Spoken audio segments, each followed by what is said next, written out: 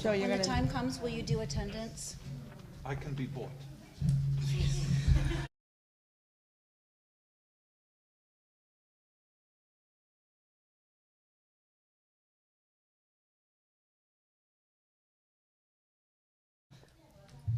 How's my levels? Oh, good. I get to talk real loud because he has the mic load tonight. I get to yell at you. No, I'm just teasing. We're going to go ahead and get started in the interest of time because we have a lot of stuff to cover tonight.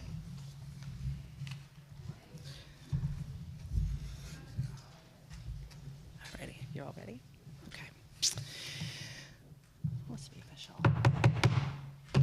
This public meeting is called to order at 6:31 p.m. on October 16th, 2023 at the East Midwood Jewish Center. The purpose of this hearing is to hear public testimony with respect to a special permit application to the Board of Standards and Appeals, calendar number 2023-24BZ, 1046 East 22nd Street, Block 7485, Lot 74. Application has been made pursuant to Section 73-622 of the Zoning Resolution of the City of New York, special permit to allow the enlargement of an existing single-family home in an R2 zoning district contrary to the underlying floor area, FAR, ZR 23-141, open space, OSR, ZR 23-141, side yard ZR 23-461A, and rear yard ZR 23-47 requirements. If members of the public wish to testify on this issue, you should register for time. Please sign up at the back table. Please state clearly for the record your name, address if you are a resident, or organization if you are a representative. The first speaker will be the representative of the applicant, Elise Fullader.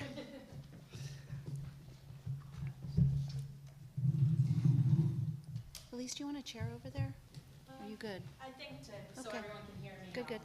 Just making sure. For the record, you should have a mic, yes.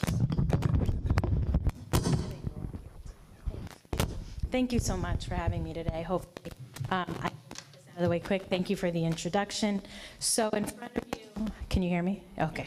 In front of you, you can see what exists there today. It's the house in the middle, and then the proposal there is the house in the middle again. You can see the differences, and I'll go through them with you. And you can see that it's comparable to the house to the left, and the houses to the right haven't been up yet. Okay, so as she already stated, we're asking for. Can we get this? Hi. Try this one instead.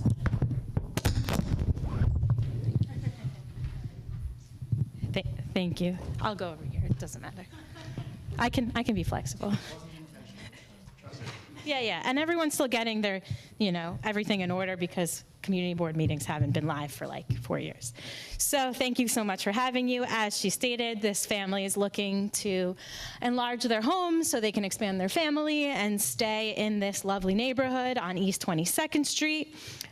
It will have a floor area, and I have a breakdown where you can see the floors, but I'm going to stick with this for now so you can see the differences in the houses because I think it's a nice depiction.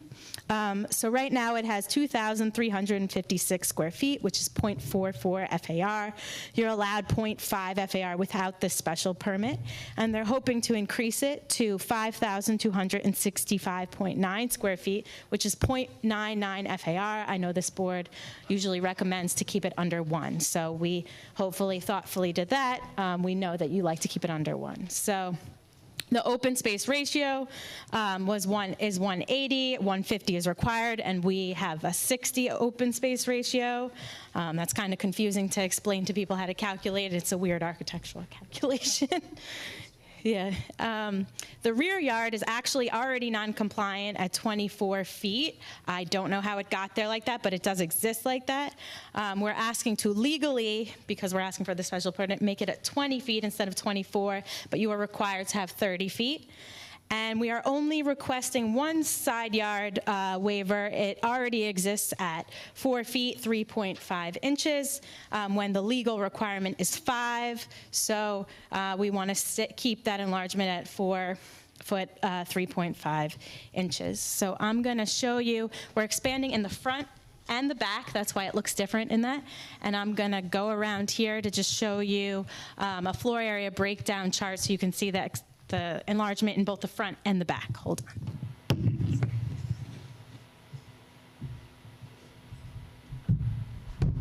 Also not good at using non-max.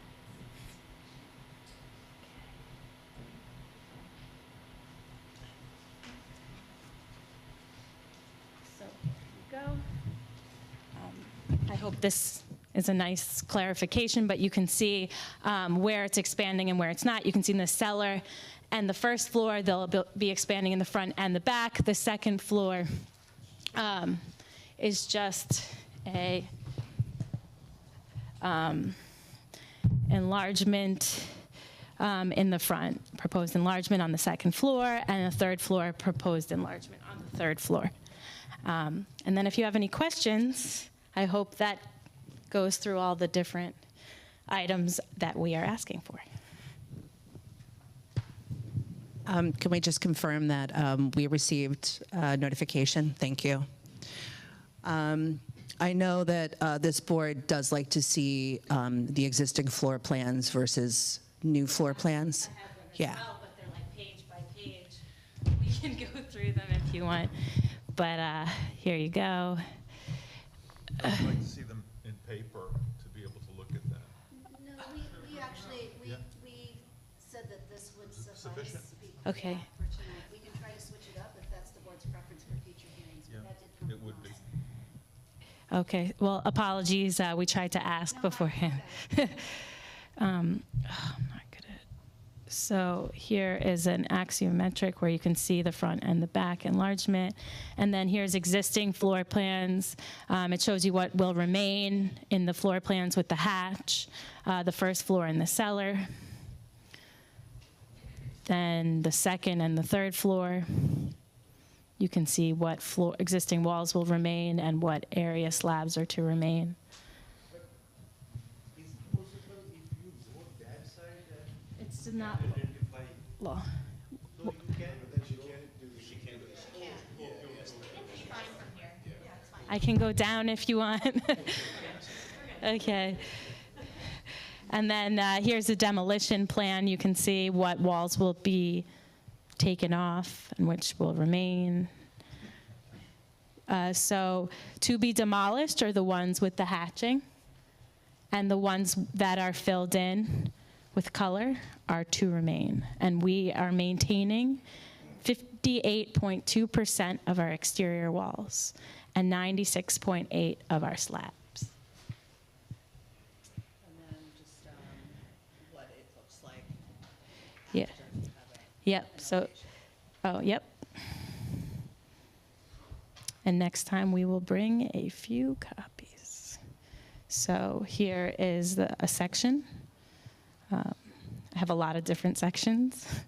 Here's another section.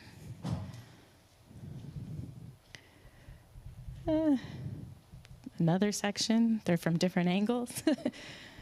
And elevation in the front.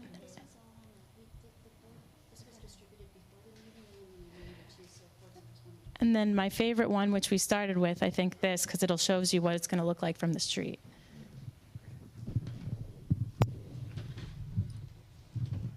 Any discussion amongst board members? I'll start here.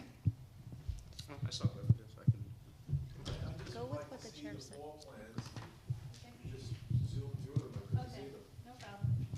And while she's looking for them, I do want to hasten to remind board members that these plans and all of the documents are sent out with the original notice of the meeting. They were sent out with the reminder, and so there is an opportunity to preview everything that's on this presentation.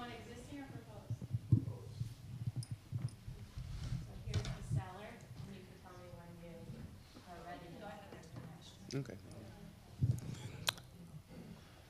Okay, so thank you very much for the presentation. So I have I have a few questions, but I'll start with one. So in the documents that were shared, there was a list that listed the neighbors in the vicinity. So I think the list had at least 15 addresses or entities. On behalf of the person you're representing, have they gotten confirmation from the neighbors that they are okay with the plan that's being proposed? We did notice, and they're talking to their neighbors, and just so you know, we're not scheduled for a hearing yet, but when we're scheduled, we're going to notice again 20 days beforehand to make, and on that is going to be a do you support or oppose, please write in. So we're talking to our neighbors on all around us, and we're going to re-notice. Okay, thank you for that. And then the other thing too, and then I'll pass this to my fellow community board member down there. Also, one of the documents had a table that broke down the comparisons. And so if I understand correctly, the side yard is staying the same, but it's the front and the back that are diminished in both, like it's taking up space in the front and the back to enlarge it? It's front and the back enlargement. The front will still be compliant, not waived by with the special permit, and the back will go from 24 to 20.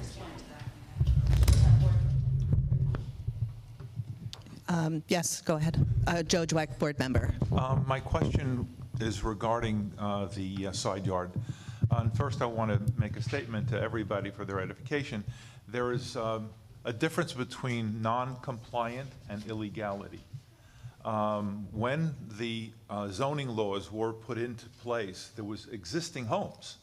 And the zoning law said that you're supposed to have this big and that big. But the existing house now was not in compliant with that new law. That didn't make it illegal, it just made it non-compliant. So there's a difference between non-compliance and illegal. Now, in this case, I'm asking from you and I guess from us, the 4.3, was that an illegal done or is that a non-compliant? I know it is non-compliant. Was it illegally done? That's what I'm asking. And the reason I'm asking is that we as a board have taken extremely stern views of legalizing previously illegally done work.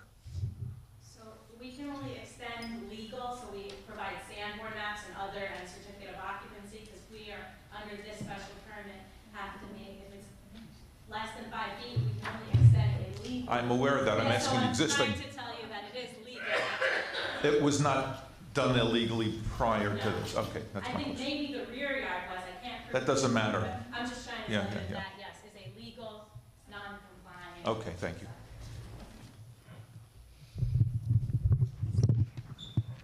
Glenn Wallen, board member, but you'll have to come up to the mic. It's for the live For the live streaming. stream, yeah. Thank you. I'd just like to know the lot size, please.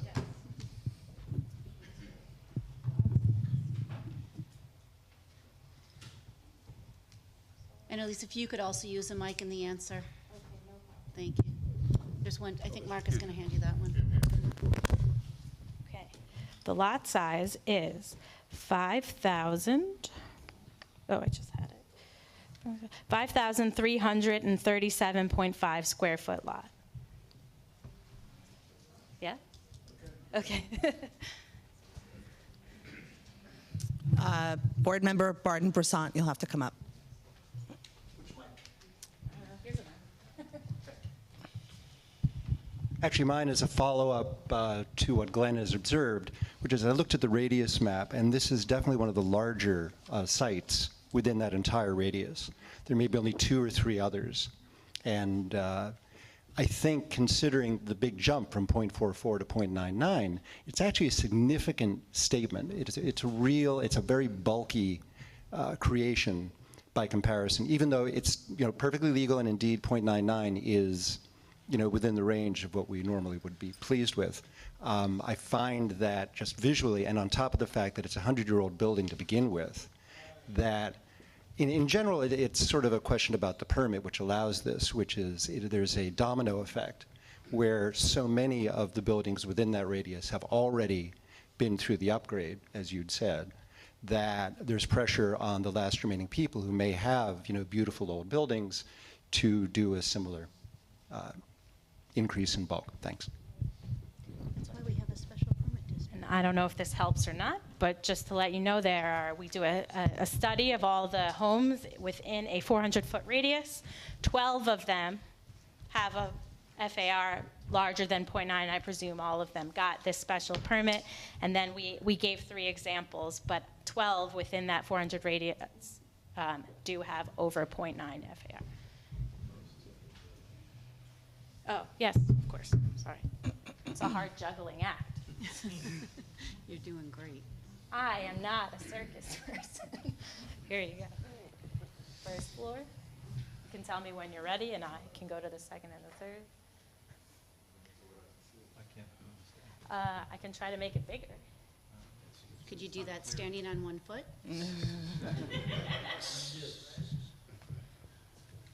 Better? Yeah, better?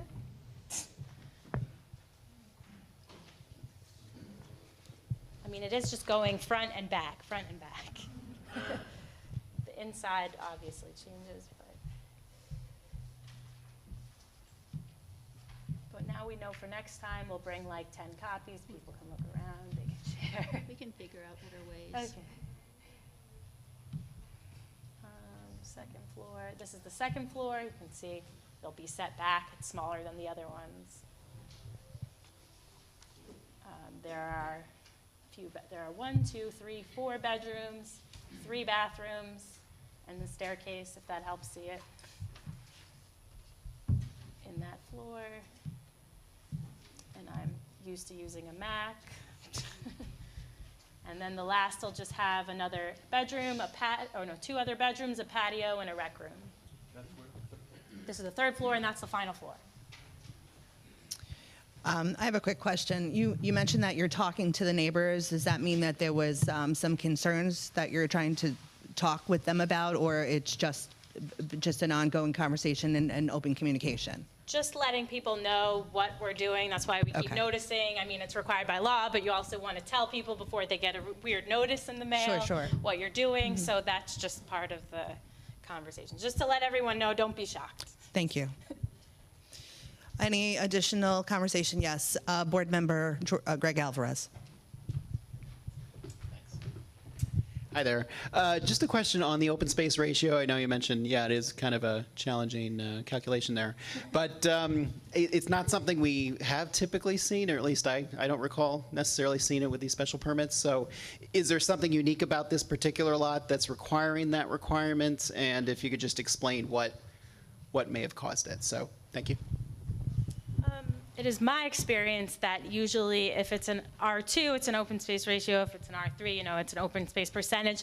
And they all are under the special permit. There's different things you can waive. Open space / lot coverage is one of them. I'm very bad at explaining how to calculate it, but it is 150%, and it's common in my experience.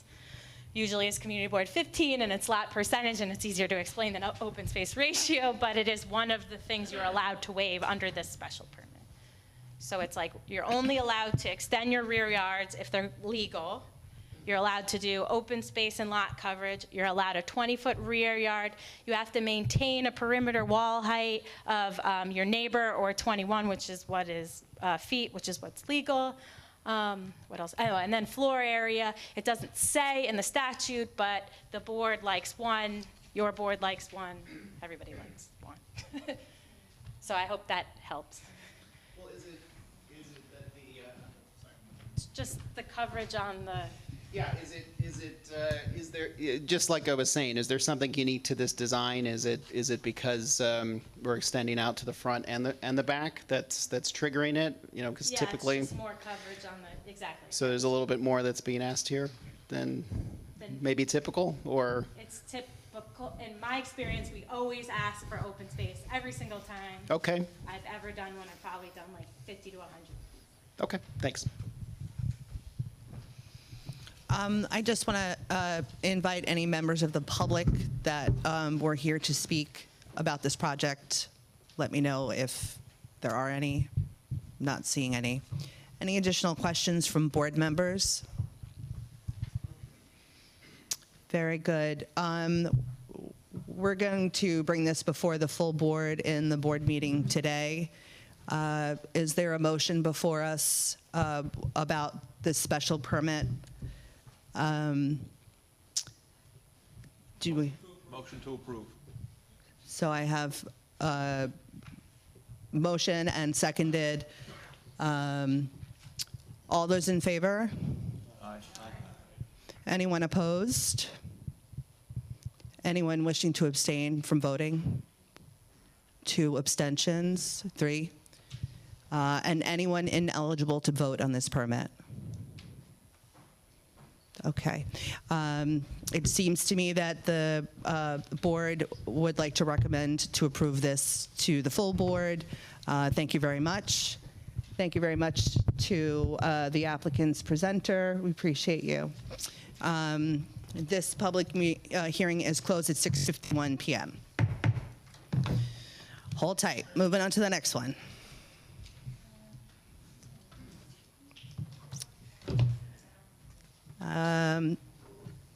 Moving on to the public hearing with respect to public comment on the city's fiscal year 2025 capital and expense budget. This public hearing is called to order at 6:51 p.m. on Monday, October 16th, 2023 at the East Midwood Jewish Center. The purpose of this hearing is to hear public testimony with respect to Community Board 14's recommendations for the New York City fiscal year 2025 capital and expense budgets. The board proposed priorities are reflected in the Community Board 14's district needs statement. A meeting of the Budget Committee was held on October 11th at the board office to further organize and refine the responses. Consensus among board members in attendance of the Budget Committee meeting was to recommend the budget priorities as edited in that meeting and to be approved by the full board. Copies for review are available at the sign-in table and on the board's website. If you'd like to comment on the board's priorities, please register for time at the back table. I'm going to hand the mic over to District Manager Sean Campbell to further clarify. Thank you. We provided the list of the priorities that were presented at the Budget Committee meeting last week, and then mostly reprioritized with a few additional recommendations added. I think the main changes were in the expense budget was to really move some of our human service requests up for more focus because situations are becoming more alarming and dire. And so that should be reflected. And then I think that some of our recent experience with our built environments kind of pushed their way up toward the top of our capital priorities. So you'll see requests pertaining to mitigating flooding went from something like, I don't remember where it was, 8 or 9 to 2. And it's really a reflection of what we're experiencing, a reflection of calls that we're getting in the office, and a reflection of the city agencies, our request for the city agencies to be funded so that they can perform their own baseline responsibilities. And I hope that I reflected, it's so hard that the city makes us prioritize safer streets with healthcare acquisition. I mean, so I hope though that this reflects the conversation and all of the thought that went in to the conversation that we had on budget priorities. If there's anything, I'll say one more thing. Well, the agencies, what we'd like to, the agencies don't necessarily know that where they're mixed in with other agencies. They get the top priorities. So some of this futzing around with what the 7th versus 8th priority isn't that, I don't want to say it's unimportant, but it's not that impactful with the agencies and with whether or not it gets funded. But if there's anything really glaring, if you find that something is way too low, we can see what other additional shuffling can happen. But hopefully this is a reflection of what our community really needs, and insofar as I believe we can prioritize them, reflects those priorities. Thank you very much, District Manager Sean Campbell. Is there any discussion among board members regarding budget priorities? Yes. First Vice Chair Steve Cohen. Thank you, Chair Brown. I apologize for not being able to attend the Budget Committee meeting, so I just had a few questions. The first one was on the capital side. It looks like item 5 and item 10 are both labeled renovate or upgrade existing precinct houses. It seems like what they're getting at is a little different, so I don't know if it could be made more clear as to what 5 is looking for and for what 10. I think maybe one is to find a new precinct house, and the other one is to deal with issues at the current precinct house while it's there. Second issue is 14 on the capital budget was add NYPD parking facilities, and I was just curious if there was any thought to moving that up on the priority list, just because that's something I hear about constantly from neighbors and online, et cetera. It seems like some of the council members have pushed that as well. And the last one was on expense, number 23, increase enforcement of street vending. I'm just curious what the, if there's been community complaints about street vendors, what led to including that. Just the, I mean, in full disclosure, the only thing that made me a little nervous seeing this is I just wouldn't want, like, you know, our poor immigrant neighbors who are, you know, just trying to make a few bucks, like getting harassed and, you know, not being able to make their livelihood. So that's all. Thank you. In order, you're right about the distinction that if you had been there the other night, you would have heard me complain bitterly about how limited the drop-down menu offered by DCP is, and how it's like being sort of streamlined into these prefab answers don't really suit our community so well. But you got it right. The higher priority is the 30-some-year-old repeated request for a new precinct house that NYPD has recognized as a need and spent $1 million ascertaining could not be in the same location. And then the second, the lower priority but still important, is the fact that the current precinct house leaks and floods and the HVAC system and things like that. So it is for capital improvements. And I always feel funny about asking to improve something that we'd really rather have them move out of. The second question Parking. was about NYPD parking. That's really a request that came out of budget consultations. It's not about parking around the precinct house. It's really, NYPD says that they cannot tow as many cars as we ask them to tow because there's not a tow pound. So it's really an NYPD request that we're supporting, which is why it's lower, because it's not as specific to the confines of the district. And the street vending is that, yes, we have had complaints. There's been no enforcement that I'm familiar with since before COVID, and it's beginning to percolate as an issue of concern. It moved from enforcement moved from NYPD, and it wasn't, you know, it wasn't immediately confiscating. You know, there would be conversations and even sometimes rapport being built and assistance to vend in other locations. And then it moved to DCWP, and there was very little action there. Now it's Department of Sanitation, and it's the sanitation police, and the number of enforcement officers assigned citywide is small. I think it's 60 right now, and they don't have specific areas, so they're not going to know, to your point, to the extent that something is that the community can absorb and withstand it. I'm concerned that it will be harder for them to ascertain where that exists and where enforcement is useful for reasons, you know. The bids have brought concerns to our attention. We still have zero visibility streets and vendor, like no food vending and no merch vending on certain vendor restricted streets. So if there's not going to be enforcement, then there shouldn't be a budget for it all. If it's going to be enforced, then it should be adequate. Any additional discussion from board members? Yes. Please introduce yourself. Quick question. You got it. Not working. Yes. You hear me? Doesn't feel like it. Okay, there you go. For the capital budget, on capital budget number 13, for or expand an existing elementary school.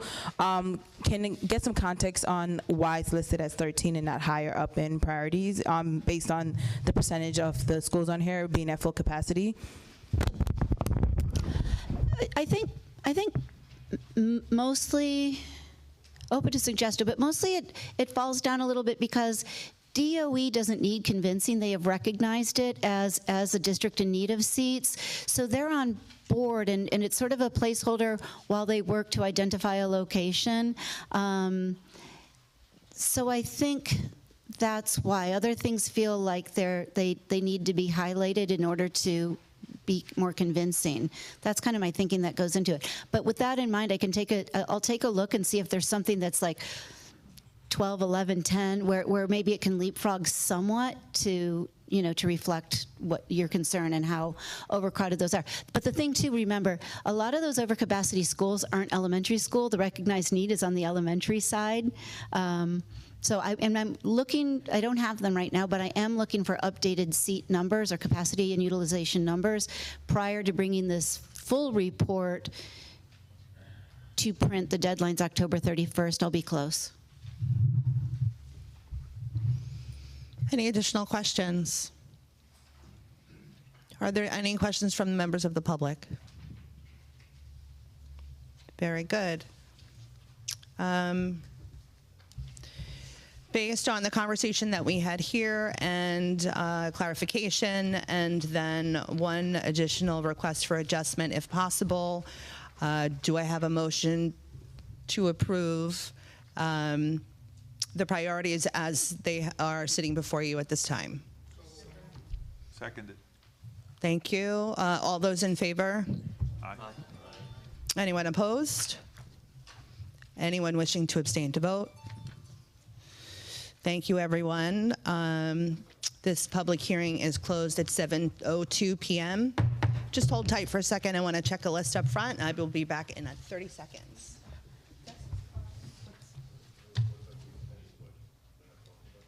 We went over both of The them whole just now. document. Did you have a question about? Oh, we were going over both documents.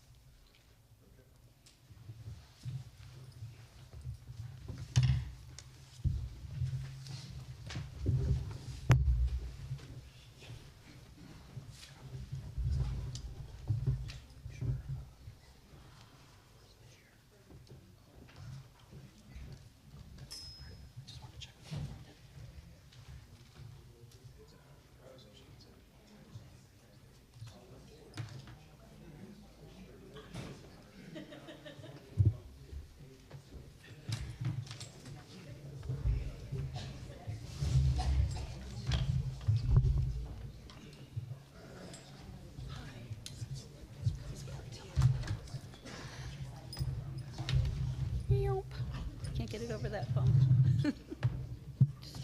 Can't this just be unplugged? You can take a minute and do it if you like. Otherwise, it's fine.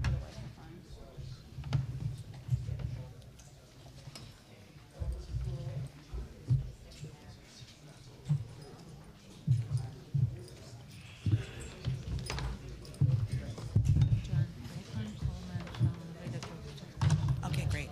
Thank you. Where's my paper?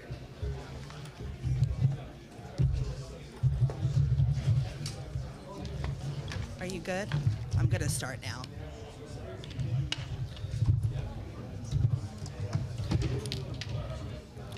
Thanks. We don't want to run out of power while I'm reading, right?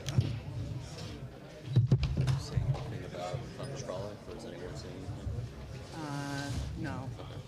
I don't think so. I have like a really long diatribe to get through with all the things. Are you good, Mr. Moss? Can we go? Okay. All right. Hello, my friends. We're going to go ahead and start.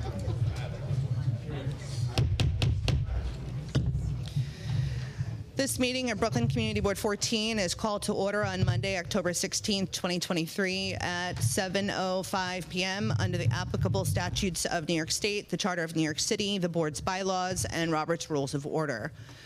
The board's policy is to encourage detailed public discussion of matters before the board at our committee meeting and at public hearings. Consequently, except by board members, there will be no public discussion at a regular monthly meeting of matters of which a public hearing or a committee meeting has been held. Specific service delivery requests or complaints should be brought to the attention of the district office staff by calling the board office during regular business hours or by visiting our website anytime. Other matters of civic interest may be brought before the board during our scheduled public comment period, which will begin tonight after all other business on the board's monthly meeting agenda has been concluded. No partisan political appeals or advertising of for-profit enterprises will be heard. Persons wishing to speak during the public comment period were asked to pre-register. Mr. Dweck, would you take attendance, please? Be happy to. Wakil Ahmed. Greg Alvarez. Here. Hindi Bendel. Benjamin Bendet. Christopher Bromson. Joanne Brown. Yes. Michelle Brunson. Ed Sen. Carmen Cirio Bell. Carl Henry Caesar. Here. Florencia Chang Ajeda. Yvette Claire Jean. Here. Mark Cohn. Stephen Cohn. Here. Elizabeth Dennis. Here. Derek Donald. Here. Sabina Dorville. Here. Joseph Dork here. Yehud Eckstein. Lee Harmon. Musa Hassoun. Here. William Hattar. Here. Mehdi Porpelkadi Hedis. Mordechai Husarski. Here. Nordica Johnson. Nordica Johnson. Shahid Khan. Yes, sir. Naomi Lipnick. Here. Donald Loggins. Here. Sasha Masluski. Melissa Minich. Here. Ephraim Nierenberg. Present. Boris Noble. Here. Eric Ost. Here. Ornella Parker. Here.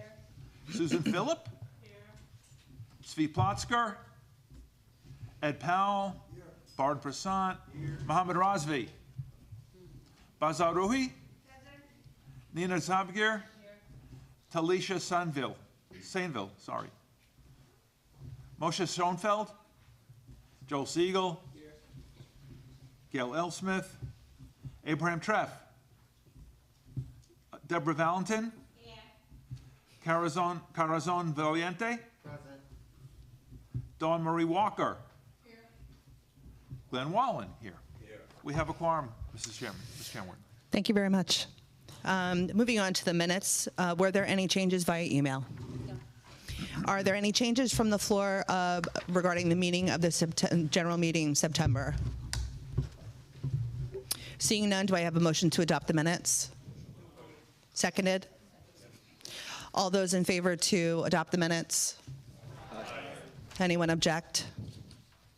Thank you very much. The minutes of the September 2023 meeting have been adopted. Moving on to the district manager's report. District Manager Sean Campbell. Whoa, you all did that so fast. Okay. Thank you, Madam Chair. I'm glad to see you all here tonight. I was going to talk about what has been going on since our last meeting last month. And at that meeting, I reported that we had been through one set of budget consultations, and then since then, we went through 2 more sets, so there were 12 more agencies altogether, which fed into the document that just got voted to recommend for approval. We had our first Borough Service Cabinet meeting of the year. I got to visit the Department of City Planning offices and enjoy their beautiful views and talk about some of their programs and needs in this district, and complain directly about the platform that we do our district needs statements on. I was the commissioner from DCAS, Commissioner Hamilton, reached out to have a meet and greet, and we talked a bit about some support from DCAS, our appreciation that they support our registering our leases, which we are going through at the office right now. Also had a meet and greet with Morgan Bennett from the Prospect Park Alliance, who's making her way around the communities to talk about use of the parks in various and by various communities. Chair Joanne Brown and I also visited, everybody's been so hospitable this season. We visited the Open Plans office. Open Plans was an organization that actually did one of our first projects when we had the CBO map on our website, which we are trying to reinvent and set back up. But I remember that as being a real, we were so happy to be able to offer that as a resource in the community. And their office is also beautiful. It sort of looks like the Rubin Museum. The Flatbush Jewish Community Council held a community meeting regarding concerns on Avenue M, and I joined them for that. The 70th Police Precinct had its first community council meeting, and we had our first district service cabinet meeting just last week, I think that was. I want to express my gratitude to Inspector Separano, who always makes time to be there personally, and to Superintendent McKenna from BK14, who makes time to be there, even though I know they are both so busy that when I feel really overwhelmed, I think about the two of them, and then I take a deep breath, and I know I'm not as busy as they are. And it sort of makes it all the more disappointing that a couple of our agencies, I'm working with the mayor's office to make sure that they step up to the plate, that DOT needs to come prepared to follow up on pending outstanding district needs, and DOB needs to work on perfect attendance, as does DEP, especially when we're talking about so many flooding concerns. I went by Congressman Clark's Seniors Expo last week. That was a really great, well-attended event, and I know I've already talked to people who felt like they got a lot out of it. 400 people came through. Well, 399 and me. That was great. Thank you for organizing it. We had a couple of Future of Community Board meetings, and we're going to follow up to talk about how we are all dealing with the cannabis license applications, which we may be talking more about in a little while. And then I took a day off a few weeks ago and visited comrades in Detroit. We talked to the City Planning Commission in Detroit. We talked to, get this, there is a Department of Neighborhoods in the city of Detroit. I kind of want to rebrand as that. And then we also talked to the land use and development people there. And I have to say, this big, stable city has a lot that could be learned from a small little town struggling its way out of bankruptcy. Their outreach at the community level is really impressive. And so I really appreciate that my colleagues from CB9, Dante Arnwine, and CB4, Celeste Leon, came and got to see a side of Detroit that not everybody talks about all the time. So it was a great day. And that's it for me. Thank you.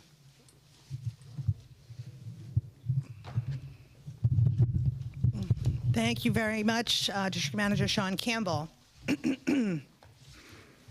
I'd like to acknowledge representatives of elected officials and other important people that have joined us here tonight in no particular order. From Councilmember Rita Joseph's office, we have Taekwon Coleman, welcome.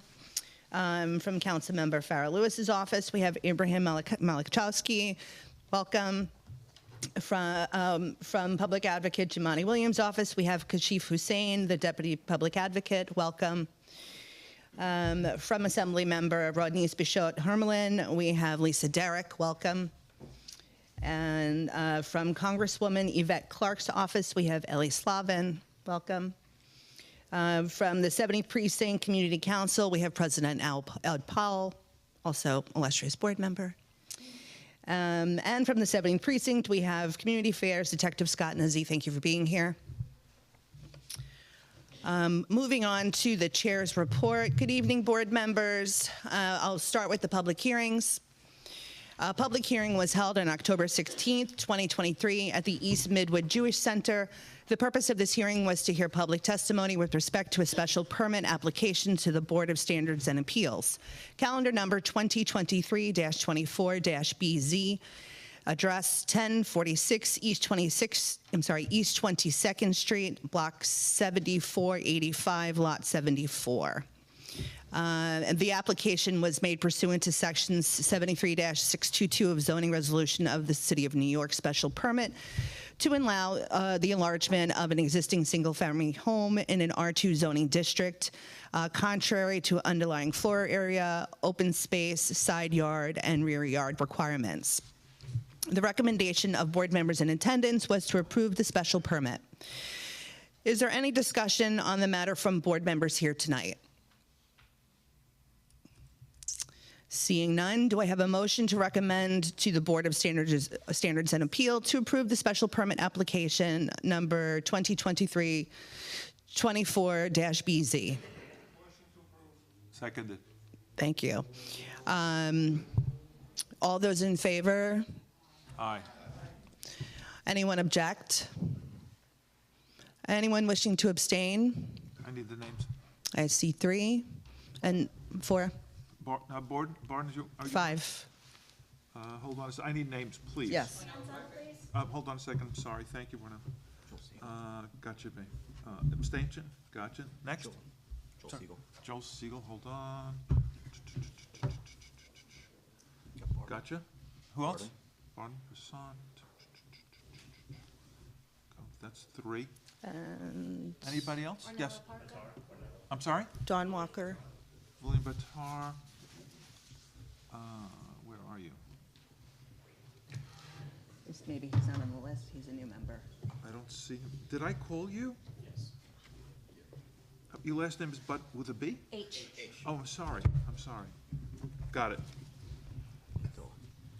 Anybody else? Don Marie Walker. Gotcha. Thank you. Got it. 5. 1, 2, 3, 4, 5. Joel Siegel? Yeah. Ornella Parker? Yep. Yeah, right. Corazon? Yep. Did you abstain? Corazon? Oh. And William No, Shaw? Corazon, I don't have. Okay, Corazon Valiente. Got it. Thank you. Thank you, folks. Sorry. Thank you. Anyone ineligible to vote? Very good. I believe the motion carries. Just want to acknowledge from the Borough President's Office, we have Eileen Mullaney Newman. Welcome. Moving on to the next public hearing. A public hearing was held on Monday, October 16th at East Midwood Jewish Center. The purpose of this hearing was to hear public testimony with respect to Community Board 14's recommendations for the New York City fiscal year 2025 capital and expense budgets. The board proposed priorities are reflected in Community Board 14's district needs statement. The recommendation from board members was to approve the budget priorities with consideration to move up increasing school seats in the district if possible. Is there any discussion on the matter from board members here tonight?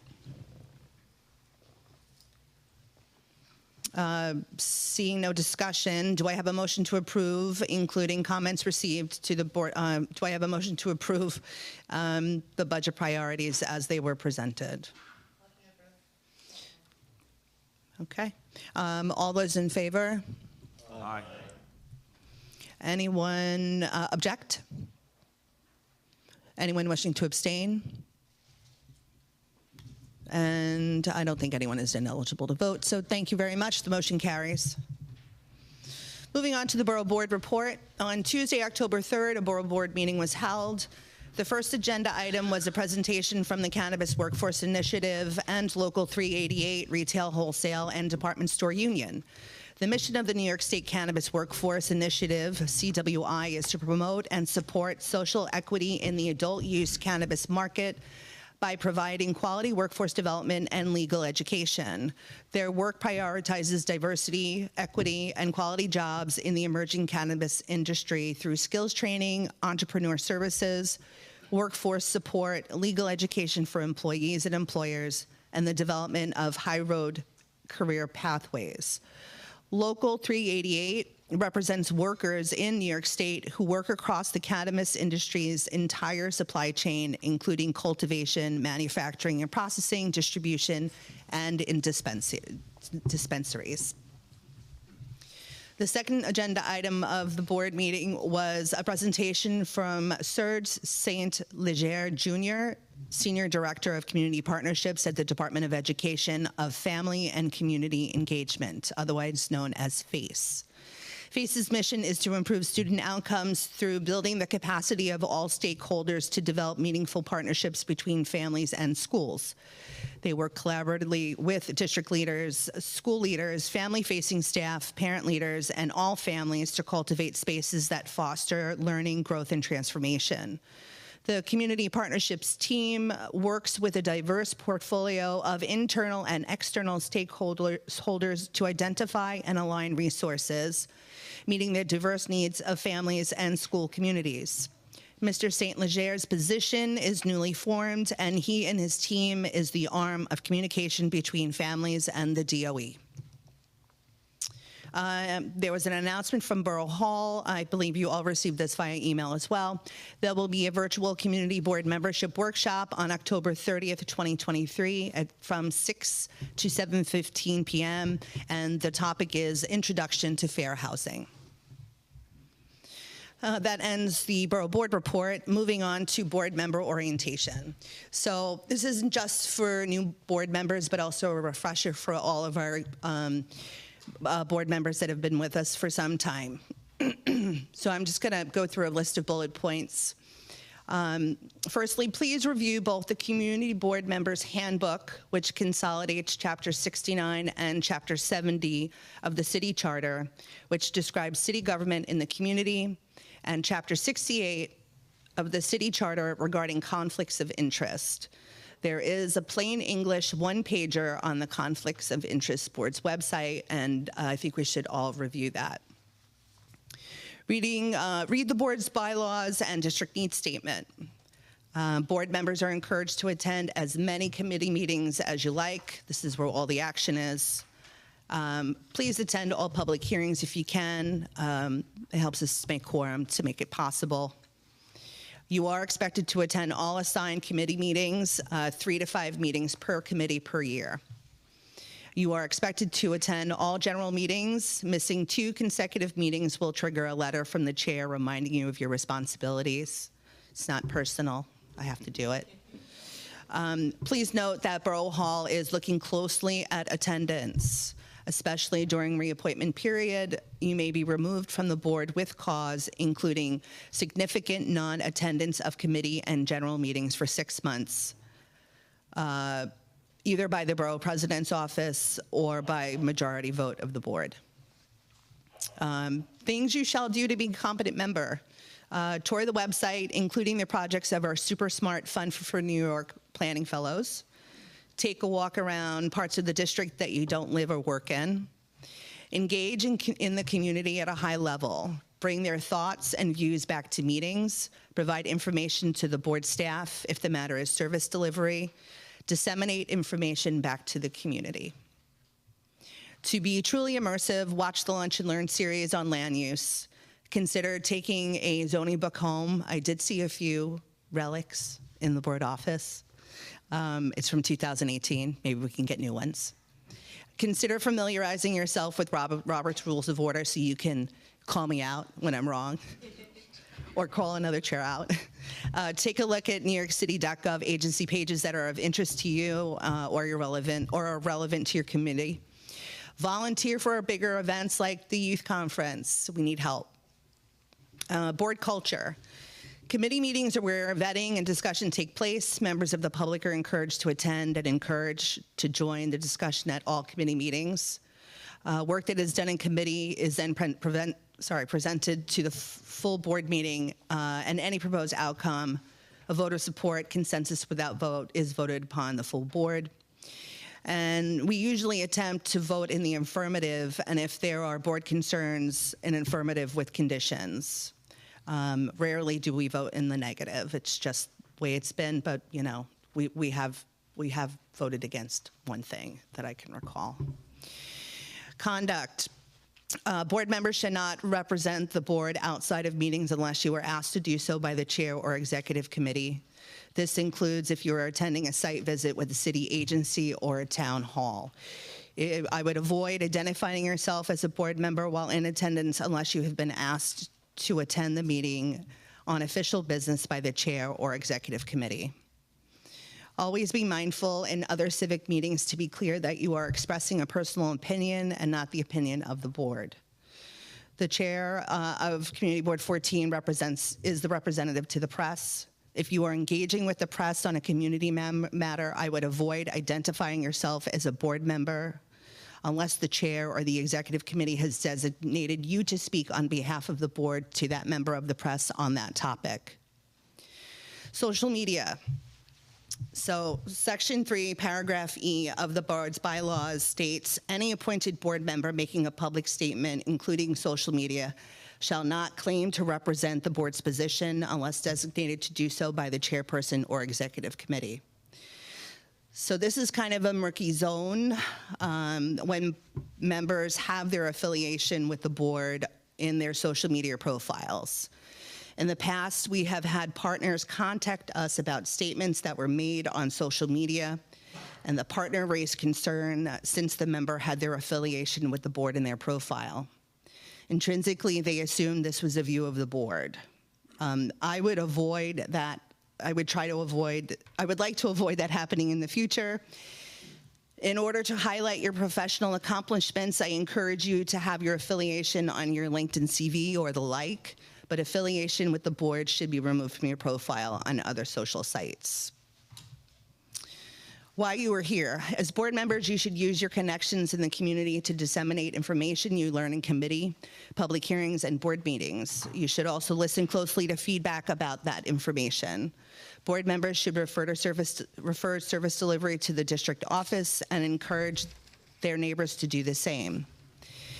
Don't hesitate to keep the office apprised of issues. 100 eyes and ears of 50 board members in the community is very powerful. Please note that the office is not proactive when it comes to issues posted on social media, so please ask members of the community who are posting on social media about service delivery complaints to contact the district office directly.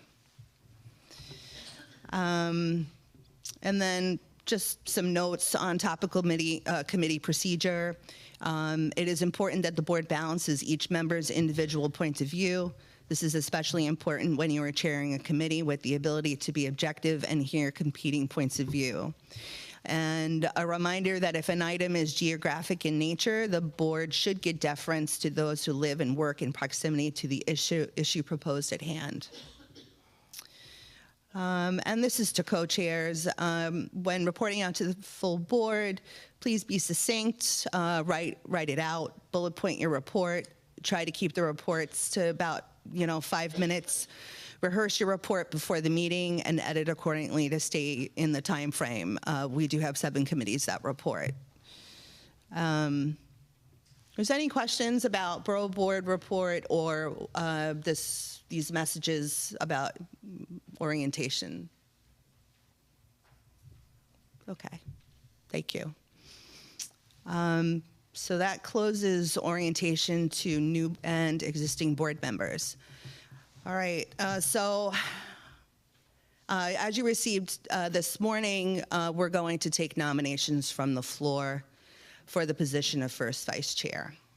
On Wednesday, October 18th, the executive committee will convene to appoint a first vice chair for the remainder of the current term. As the board's bylaws, section 5, paragraph D, if after election a vacancy arises in any office except for that chairperson, then such office shall be filled with a majority vote of the executive committee. So relying on the procedures of Robert Rules of Order, I ask if there are any nominations from the floor at this time. I'll start here. Thank you, Madam Chair. I'd like to nominate Carl Henry Cesar for first vice chair. Carl Henry Cesar, do you accept this nomination?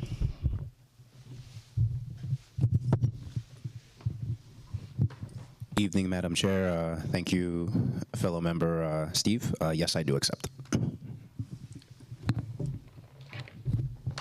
Thank you very much, Mr. Cohen. Additional nominations from the floor. Yep, Board Member Edson. Good evening, everyone. I'd like to nominate Greg Alvarez. And Mr. Alvarez, do you accept the nomination?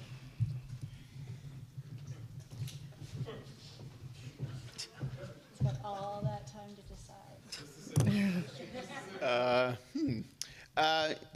That's very generous of you, Ed. I appreciate it. Gosh, I'll say this. I think in the interest of throwing my support to, I think, a very deserving candidate, I definitely would, I respectfully decline the opportunity, but I do shift my support to Carl Henry Cesar. Thank you. Thank you, Mr. Alvarez. Board Member Deborah Valentin.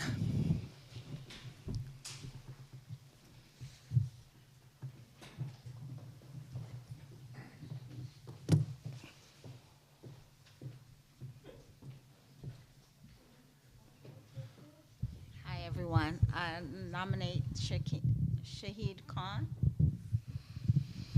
Mr. Khan, do you accept the nomination? Yes, sure.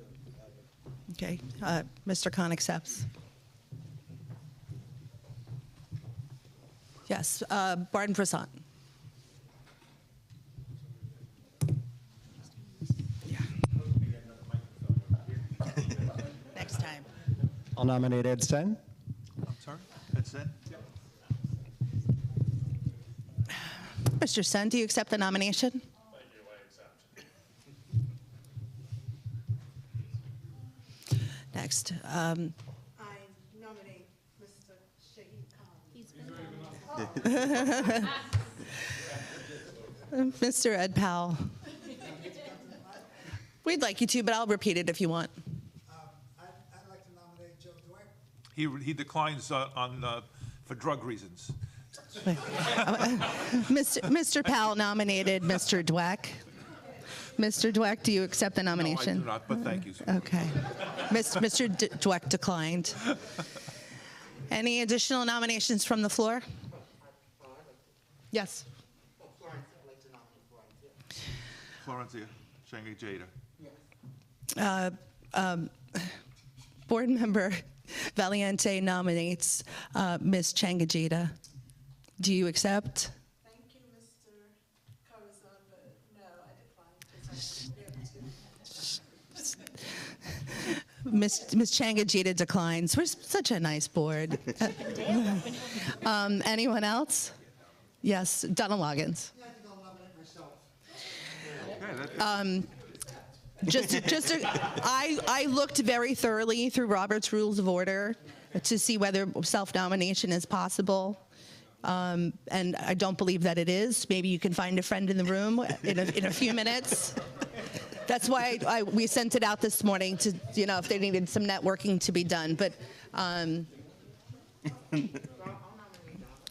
Mr. Valiente nominates Donald Logan. Mr. Logan, do you accept? Yes. Okay. Okay. We need a subcommittee for this. All right, so I'm going to read this. I have Carl Henry Cesar, Shahid Khan, Ed Sen, Donald Logan. Correct. Okay, excellent. Now, I do want to point out that there are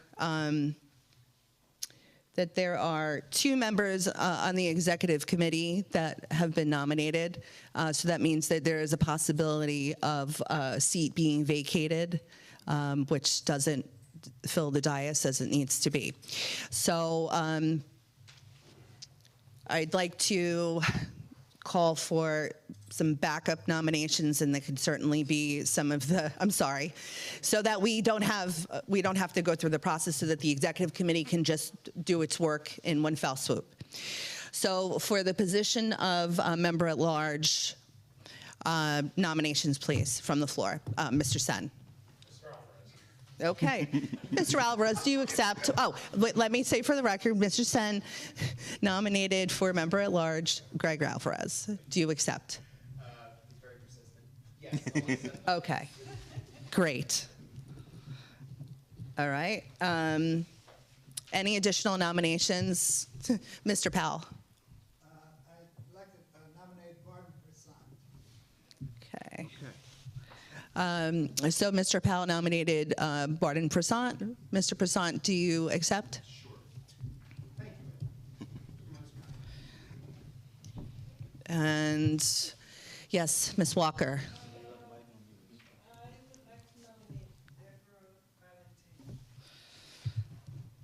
Okay, Ms. Walker nominates Ms. Valentin. Ms. Valentin, do you accept? Yes. Okay. She accepted. Okay. Any additional? Yes. I'd like to nominate Board Member Valencia Chang Ajeda. Ms. Chang Ajita, do you accept? Okay.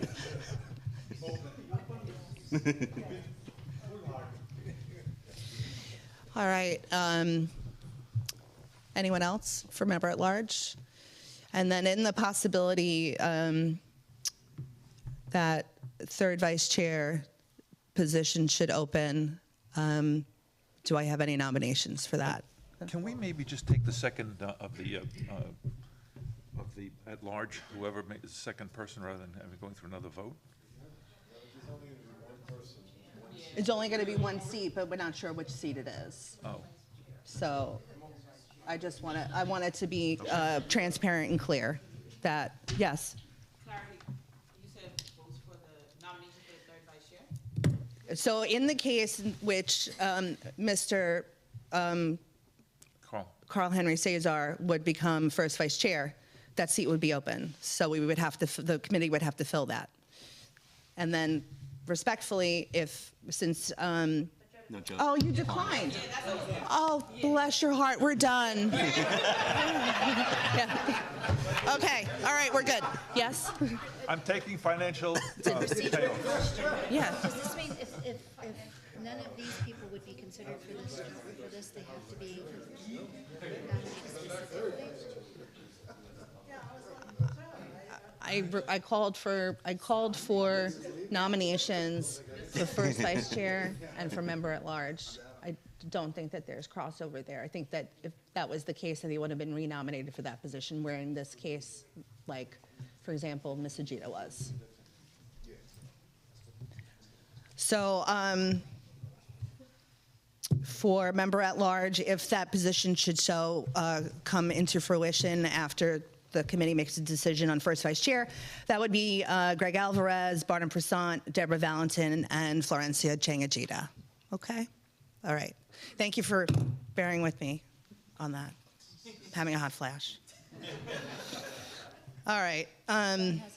Yes. Wednesday, the executive committee meeting. There's not a board vote. It's just the executive committee as per the bylaws. And to clarify, that is just for the remainder of this term. When we have elections in March, then the ballot could change based on the nominating committee. So the procedure will go back to, but any vacancy as per the bylaws is filled through the executive committee. And to make it transparent and open, we asked for nominations from the floor. Okay, thank you. Yes, sir. Sorry, just one question on the mechanics of the vote. Since Shahid and Carl were both nominated, will they have to recuse themselves for the vote for first vice chair? I think that would be best. Okay. Yeah.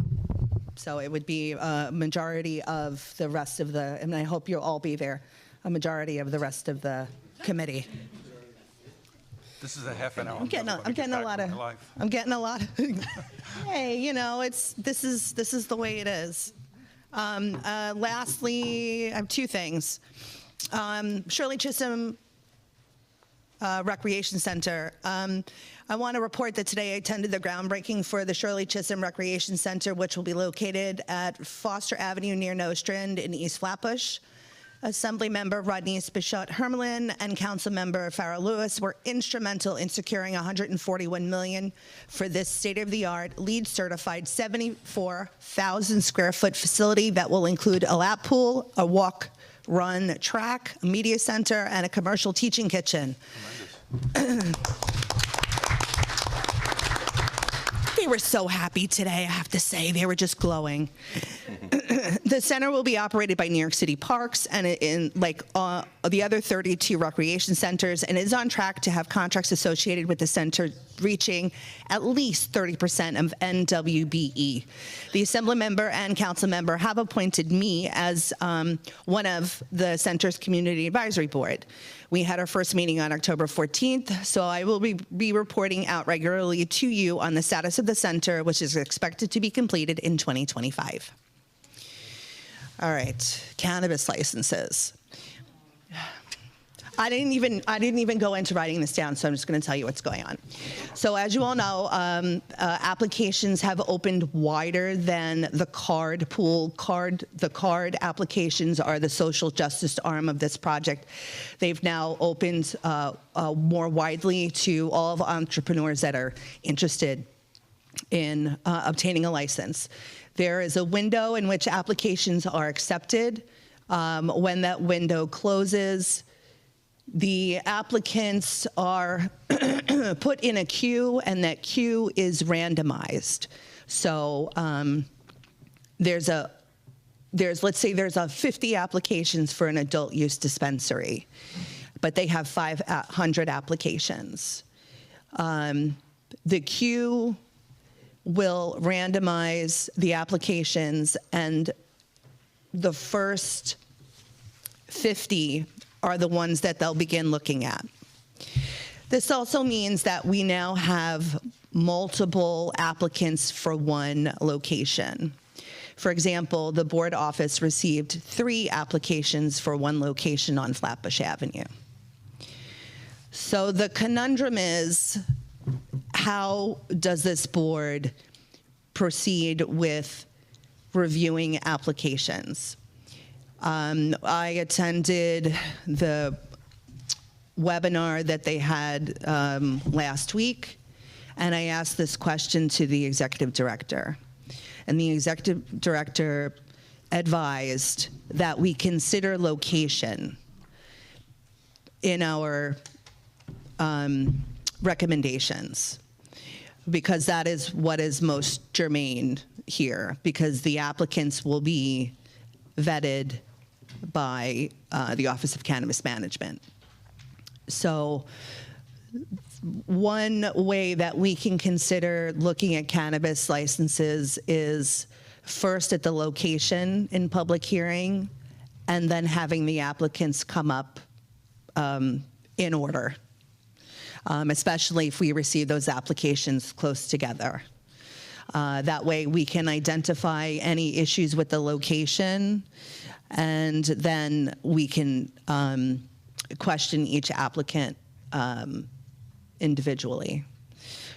So that is where we are with this process. Yeah. Mr. Alvarez. Are we making a recommendation as to our applicant of choice? That's basically what happens, or no? It's because they're randomized in a queue, they may not even get to have their application seen in that particular window.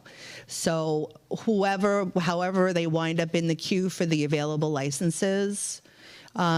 So there's a lot of variables that will not behoove us to put the energy in to actually make a recommendation about the 3 applicants because of the randomization of where they are in the queue. Does that make sense? Ms. Parker. Quick question. So I'm trying to understand the order, how this process works. Is it that they're submitting applications to the board and then they're going into the queue, or are they in the queue and then from there they're making recommendations? So what we receive is a notification. We don't receive the application per se. So we are notified, and we have 30 to 45 days to respond. There's some gray area whether or not we would be able to respond to the applicant after they go through the queuing process and are able to secure the property. It is so complicated. To wrap our heads around, allowing us to be able to make a recommendation and not lose sight of that So that's why I think when we get applications for multiple applications for one location, that we focus on the location and the challenges of the location, and then we talk to the applicants. Yes, Ms. Denise. Sorry. My understanding, so does that mean we're going to be giving recommendations for the location and then also for each applicant? Or is the process that we would be giving I guess just what's the type of recommendation that they're trying to receive? Is it for an applicant at a location and our goal is to just not duplicate that location work? Or is it, just on the application, or is it on the applicant at the location? I would recommend that we make our assessment primary on the location, secondary on the applicants. Again, if the location is acceptable, or if the location has some conditions that we'd like to add, right, in our recommendation, we should do that. Hear the applicants just based on they are going to be part of our community, perhaps, if they make it in a low enough in the queue. And we can question them individually about practices. As I said, because we don't know where they're going to wind up in the queue, because the window closes, right? We're going to hear them before the window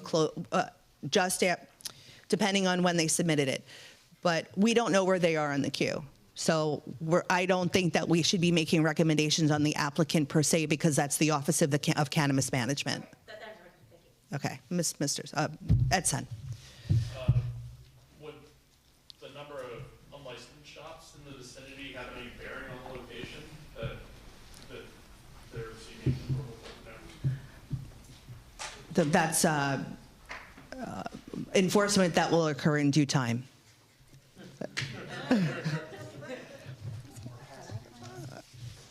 Yeah.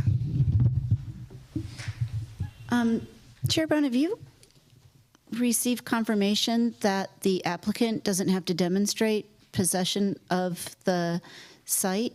I know that's a question that DMs were talking about from other info sessions.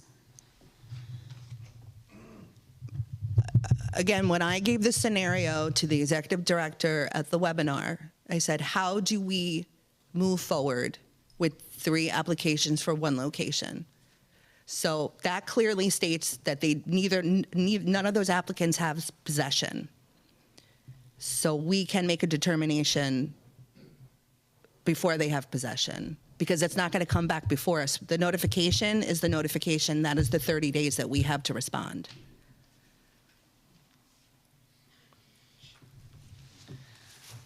Well, again, this is what was told to me. I asked this very specific scenario that we have actually happening now, and that's what I was told.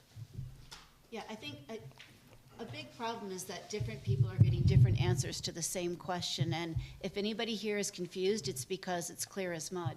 Yeah. And I think the same is true for applicants not getting super clear information. All right. Yes. A couple things. One is that my thought was about the recommendations was not an individual recommendation that we recommend Joe Dweck for this particular thing because he happens to be heavily medicated now, but it's a general recommendation that we wouldn't accept a marijuana dispensary within X hundred yards of a school as a general recommendation. That's already done by the Office of Cannabis Management before notification is made to the board. Okay, good. Yeah. Also, I happen to have been from the drugstore industry.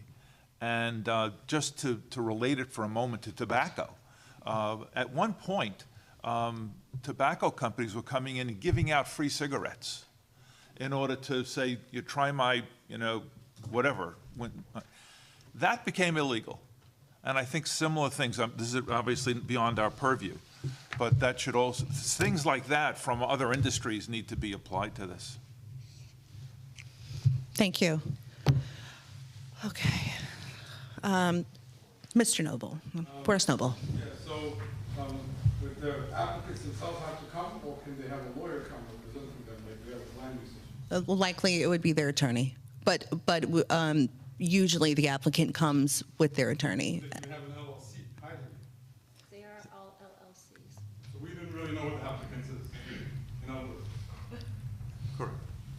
It's possible. Still, for transparency on LLCs, but that's all. But that's what I'm saying, so we didn't know who the applicant is. We can ask as part of our question. We usually, all of the applications we received, we requested that the applicant come. And if they bring, yeah. Nina Sapir. I'm trying to clarify, but it sounds like we're reviewing the applicant, but then we don't actually make the decision. That's why we're going to review the location and then primary. So then what's the point of our reviewing the applicants if we're not the ones making the decision? I mean, I guess that's what I'm trying to figure out. I think it would be prudent to have the representatives or the 3 applicants come before us as we discuss the location, and then we could meet them, unless you want to work in a vacuum. I mean, do you know what I mean? I'm trying to also give fairness because they are possibly going to be business operators in the neighborhood. We have the option of saying we definitely don't want, say, one of the 3 or whatever. We'd have the option to do that, but you have to also understand that, you know, it's a recommendation. They may not make it in the queue, high and low enough in the queue to even be seen in that window. So, you know, we have to balance all of those concepts. There's lots of hands up, so I'm gonna take 3 more, okay? I'm gonna start with Glenn Wallen. I'd just like to point out that this process is even more complicated than you pointed out, because once they pick someone in the queue, and we have some rough idea of where they want to open the site, they haven't secured the site yet, and if they can secure the site, then they're gone, and then we start again from someone, the next person on the queue. It's gonna get really messy, so we just have to take it step by step. Yeah. Yeah, Joe Siegel. Am I hearing you right, putting aside what we can or can't do and will or will not do, am I hearing you right that the people who are supposed to be given preference because of past situations, either they were prosecuted or whatever, there's supposed to be some favor, some priority to those people. Am I hearing you correct that that's being diluted by more people in the queue? So the period in which they were given priority has passed. They still offer that as a pathway, and I think it's dealt with differently than the general the period that we're talking about now. Like, for example, a card application would likely only have only one applicant for one location. It's treated very differently than the more enterprise phase that we're in now. Okay. Deborah Valentin. Yeah, maybe I missed something. We had another group come in and spoke to us, right? Mm-hmm. How does this affect them? Are they in the running with this, or they already have it and they're gone? They're open. Okay. They're open. They're operating as a showcase because there's a moratorium on giving out licenses since August 18th. So you have to understand that this is a living product. It's a product that's farmed. They don't want it to sit in a warehouse and die. So they're showcasing different growers now in that space. Okay. All right. Thanks for your patience. I think this is more of a heads up on how we want to proceed. We do have 3 applicants for one location for November. And a 4th applicant for its own. And then we have a 4th applicant for its own for November. We have, yeah, we only have 4, yeah, right now. All right. I think that's it for the chair's very long report that was more than 5 minutes. Moving on to reports from topical committees. First committee is Transportation Committee.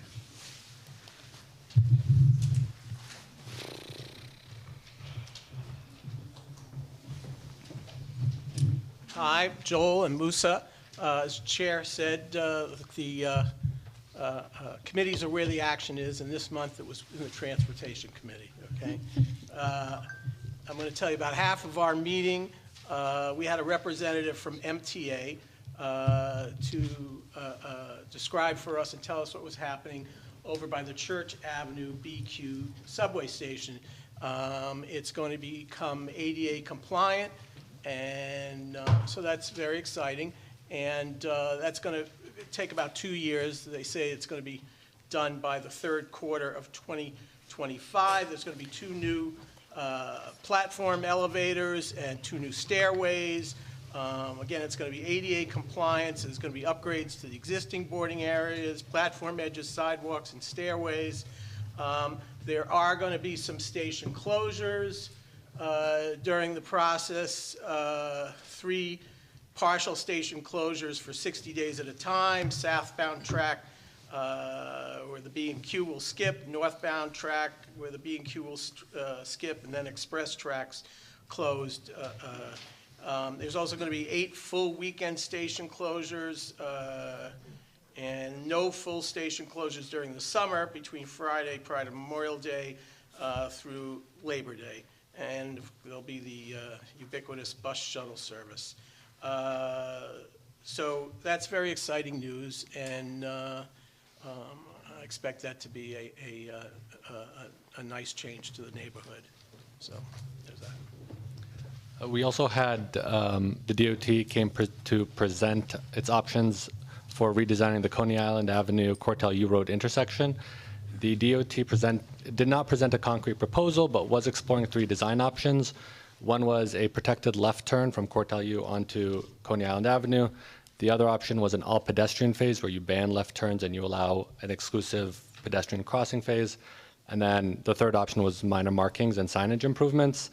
The DOT explained the rationale, what they thought was feasible and what they thought wasn't. There was a consensus at the committee. There was overwhelming support for the all pedestrian phase option that would ban left turns from Cortell U in both directions onto Coney Island Avenue. And they also received additional feedback for changes to the design the intersection to make it physically harder to make an illegal left turn. The DOT will present a solution at an undefined date based on community feedback. There's a couple of other things that you might be concerned about. Sean, are we going to post on the website the BQE closures? Is that going to be an ongoing thing? Yes. Yes. So if you could, this past weekend it was closed, and so that'll be posted. And also, I don't know if this is intended for just us, the board, or for people, but there's a meeting on October 26th, 4 p.m. About the proposed Interborough Express. That's, correct me if I'm wrong, that's what runs along the Long Island Railroad, correct? Yes. So, it's obviously in its still formative stages, been talked about for a very, very long time. So there's going to be a Zoom meeting on October 26th. Are we going to post that? Yes. Okay, that's beautiful. Thank you. Thank you. I believe, yeah, we'll just move forward. Thanks. Just projects, it's there. Just a shout out to Lauren Elvers Collins from the Church Avenue, Flatbush Avenue bid. I'll get it right. I will get it right. Church and Flatbush Avenue bids. Thanks. Yeah. She'll catch you up. Yeah. She's speaking. Moving on to Community Safety Committee.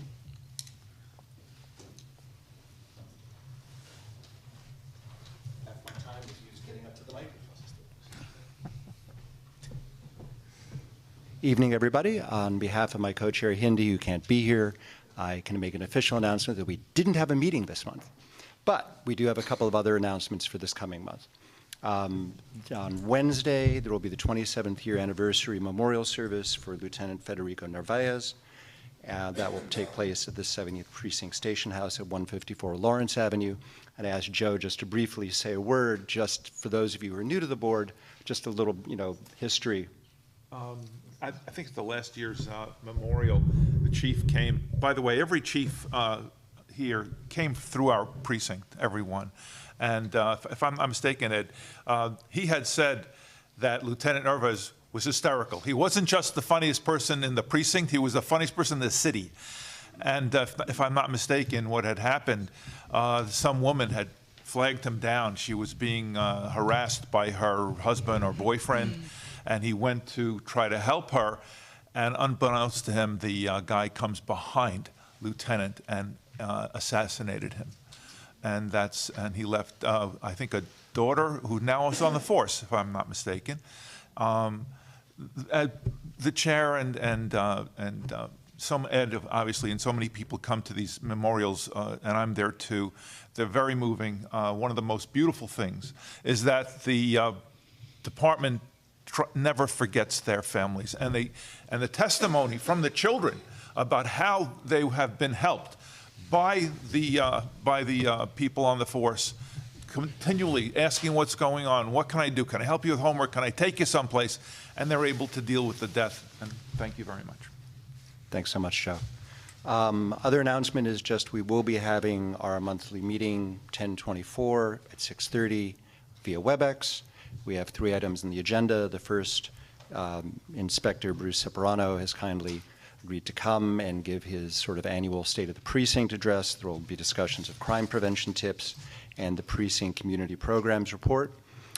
Second, we're going to go over the CB14 district needs statement and budget priorities pertaining to community safety. So for those of you who want to get in a last word or two before the 31st, we can maybe ask for some subtle changes. And then last will be suggested topics for future meetings. So those of you on my committee, our committee, excuse me, and just in general who would care to send in any suggestions, if you're not going to attend the meeting, we can air them and plan our agenda for the rest of the year. Thank you very much. Thank you very much. Next committee is Housing and Land Use Committee.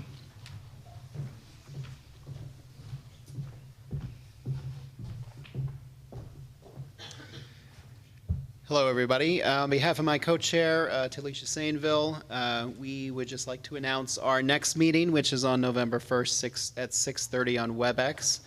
Second part of City of Yes, economic opportunity. So another big meeting with DCP. We invite everybody to participate, particularly our friends at the Community Environment, Cultural Affairs, and Economic Development Committee. I'm sure that'll be of interest to you as well.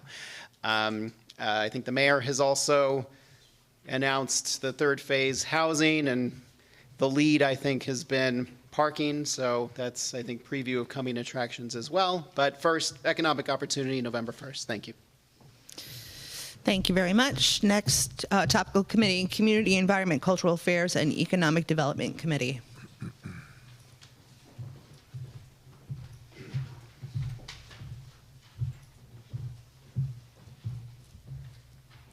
Good evening, everyone. We're just happy to announce our next meeting, November 8th at 6:30, which is a Wednesday. Presenting or coming before the committee will be a DSNY to present on composting. Composting has rolled out just a couple days ago, a week ago in our district. So any questions that you may have for DSNY, please join our meeting. And we also have New Yorkers for Parks that will be presenting to our committee. I believe I've gotten a preview just with my other hat, and they'll be coming before the board and asking a letter of support to increase the city parks budget to be more than 1% of the entire city budget. But we'll learn more. So, when's the date, Ed? What's the date of the meeting? November 8th. Thank you. 6:30, WebEx. Yeah, and I would just throw it there too. Next Tuesday, October 24th, the Shirley Chisholm Recreational Center that they just broke ground on today is actually having an open house that evening for everyone in the community. So from 5:30 to 7:30, and that's something that both Talisha and I have been involved in. We'll both be at that. So if you're interested in learning more about that and what things it will look like, definitely come out to that. It'll be at Evangelical Crusade Church down there. So it's at 5:30 to 7:30. Thank you very much. The next committee is Youth Services, Education, and Libraries.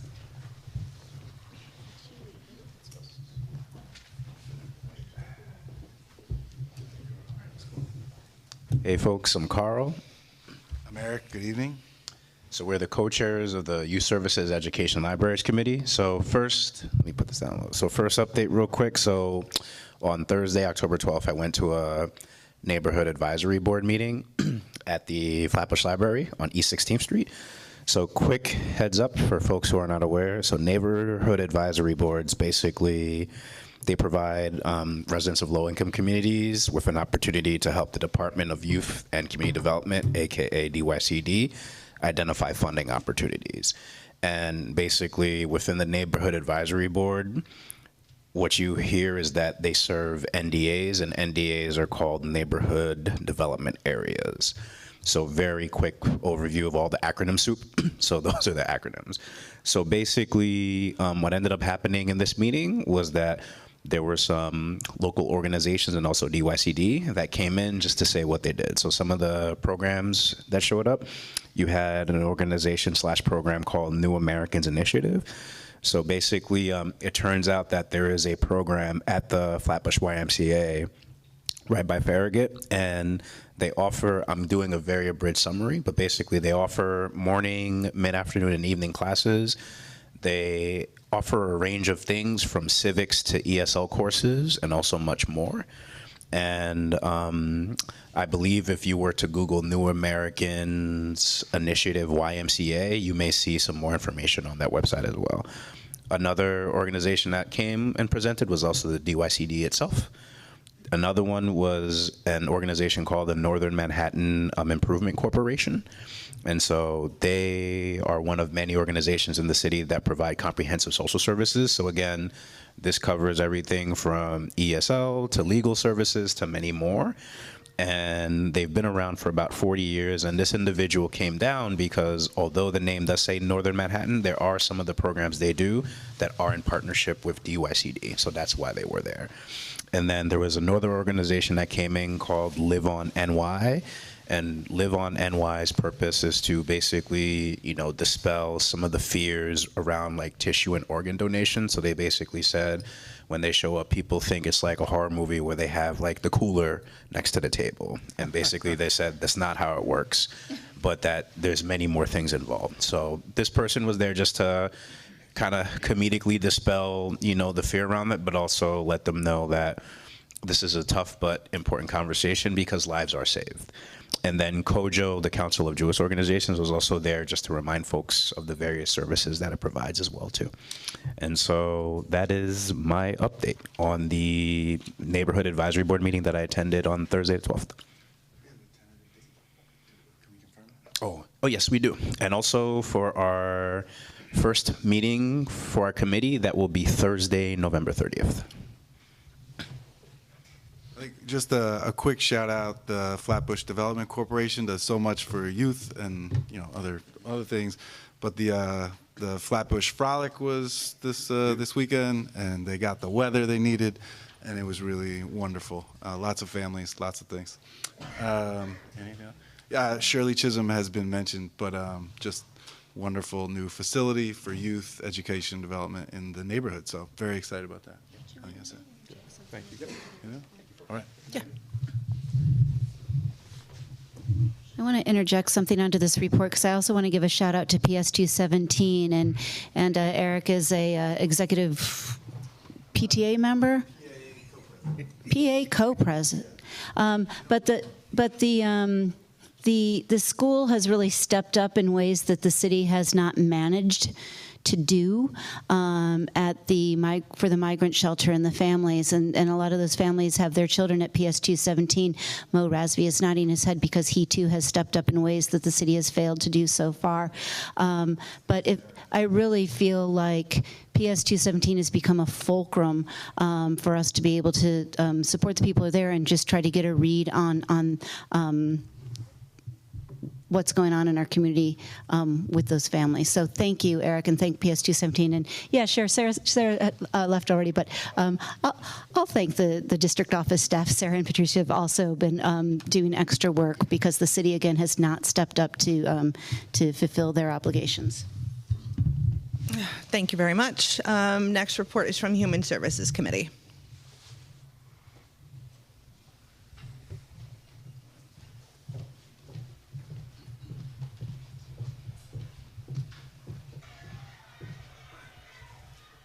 Good evening, everyone. My name is Yvette Claire-Jean, and I, along with my co-chair, Florencia Chang Ajeda, we'd like to invite you to our first committee meeting, which will be on Monday, November 20th at 6:30 p.m. on WebEx.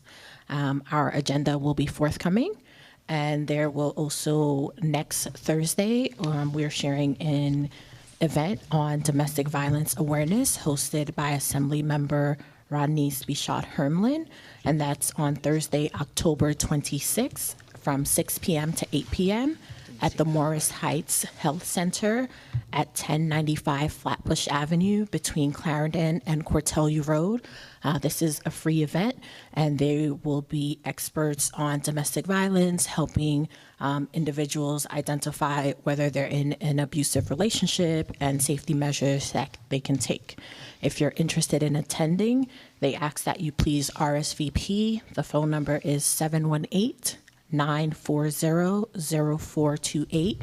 If anyone would like more information, I can share the flyer at the end of the meeting. Thank you. Thank you very much. This ends reports from topical committees. For ad hoc committees, we have the CB14 Flatbush African Burial Ground Task Force. As you know, Dwayne Joseph was co-chair. He is not with us. And the other co-chair, Talisha Sainville, is not here this evening. So there is no report at this time. Just a quick thank you to Wayne Rosenfeld and the East Midwood Jewish Center for hosting our meetings. We really appreciate you. And thanks to Mark Moss for live streaming. This moves us to our public session. This brings us to our public comment period. Board members are expected to remain for the public comment period. Speakers can sign up for time with Patricia Olander at the back of the room up until the beginning of the public comment period, which is now. Matters of civic interest and announcements of public events are invited. No partisan political appeals or advertising. Sorry, I lost my place. No partisan political appeals or advertising of for-profit enterprises are permitted. Each speaker will be permitted up to 3 minutes and may not receive additional time from another speaker. Speakers are directed to address the assembly from the front of the room. At the conclusion of the 3-minute period, each speaker must return to his or her seat or their seat. The board has an obligation to conduct its business in an orderly manner. Any person preventing the meeting from continuing may be asked to leave. The intent of the public comment period is to permit board and the community a chance to hear diverse perspectives on public issues. Accordingly, speaking time will be assigned first to speakers from different groups, then to speakers addressing different issues, and finally, time permitting, 2 additional speakers on an issue from a single group. It is now 8:12, and the first speaker is Wayne Rosenfeld from East. Okay. I'll recall that. The next speaker is Rahi Bhattacharya from BPL.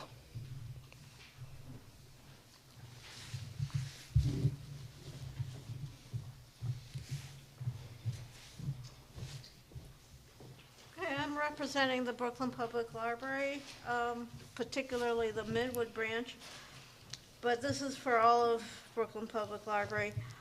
The first week of October was Banned Book Week. There was a 33% increase in bans last school year across the U.S. Because books for teens are most often the target of challenges, BPL's Books Unbanned initiative offers a national e-card to young people ages 13 to 21 to access BPL's entire digital collection. More than 7,000 teens have applied for the card from all 50 states, and they have checked out more than 156,000 books. BPL is also teaming up with PEN America to host the Freedom to Read Advocacy Institute on Thursdays from October 19 to November 9, 2023, 7 to 9 p.m. This online 4-week educational and training program for high school students will prepare and certify the next generation of free expression advocates.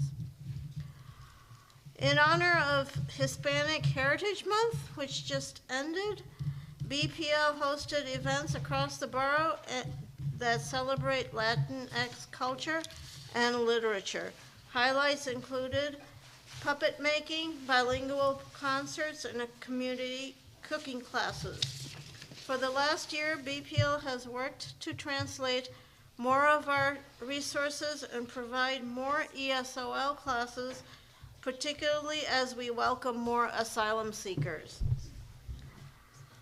The next thing is Ready, Set, Kindergarten is back. Our special 6-session Ready, Set, Kindergarten series kicked off October 7 for children ages 3 to 5 and their caregivers. Each week at select libraries and online, families will enjoy stories and activities designed to help you and your child get ready for school. Families will receive free materials to continue the learning and fun at home. Come to one or all 6 this month through November 18. And that is it. Thank you. Moving on to Lauren Elvers Collins from the Flatbush and Church Avenue bids. Hi, I'm Lauren Elvers Collins. We have a new name, which no one remembers, and not just you. Our new name is the Church Flatbush Community Alliance, and we'll just keep on saying it. We used to be the Church Avenue bid and the Flatbush Avenue bid, and we merged, but it'll dig in over time. Church, yes, CFCA or however. Anyway, 2 things. One is we had a wonderful neighborhood beautification day on Saturday in the pouring rain. We had 15 volunteers from the neighborhood who were amazing, who picked up garbage. So we got rid of about 25 to 40 bags, like big bags, and then planted daffodil bulbs in a few blocks between East 18 and Ocean Ave on Church Avenue. So they were great. And none of them are here. But if you look at our social media, we'll be posting pictures. It's at Church Flatbush is our social media. And on Thanksgiving, we have the annual Thanksgiving luncheon, free community luncheon, next to King's Theater. It's officially being announced on Thursday, but so you all know now, it's from 12 to 2 Thanksgiving Day. We need volunteers. We have donated ingredients. We're actually looking for more ingredients. And the kids from the Academy for Hospitality and Tourism at Erasmus cook for a week. They do all the shopping. They plan the menu. There's all this good stuff, and it's sponsored by King's Theater Stop and Shop, which is no longer there, but is still donating some of the ingredients, which is wonderful. Councilmember Rita Joseph and NDC, and it's a really great event. So I have cards if anyone wants to talk to me about anything on Church Avenue or Flatbush Avenue, just come over afterwards. Thank you. Thank you very much. Melita Campbell. I just have a question about what organization you're with. Sure. Oh, that's fine. So I have 2 speakers. I have Stephen Thomas and Melita Campbell from Drum. Okay. And so, okay, are they on separate, this is a separate topic or same topic? Well, I'm going to speak to let the members there know what Drum do in their community. Mm-hmm. And then I want to refer to an incident that happened a year ago. So then why don't you come up together and you can do an introduction of Drum, and then we can you can tell us about the incident. Just a reminder that we have 3 minutes. Okay. Good evening. I'm just going to let it go. My name is Stephen Thomas. I work for an organization called BTTM Drum. We cure violence, CMS workers. 1486 Flatbush Avenue, Glenwood and Flatbush. We canvass that area from Glenwood and Flatbush all the way to Prospect Park. We work with the 70th Precinct.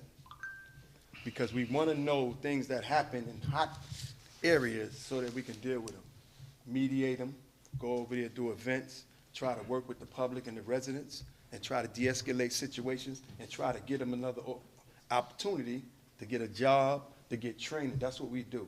But I'm really here to explain that, to say that, but also an incident happened not 10 feet from my office where I work at.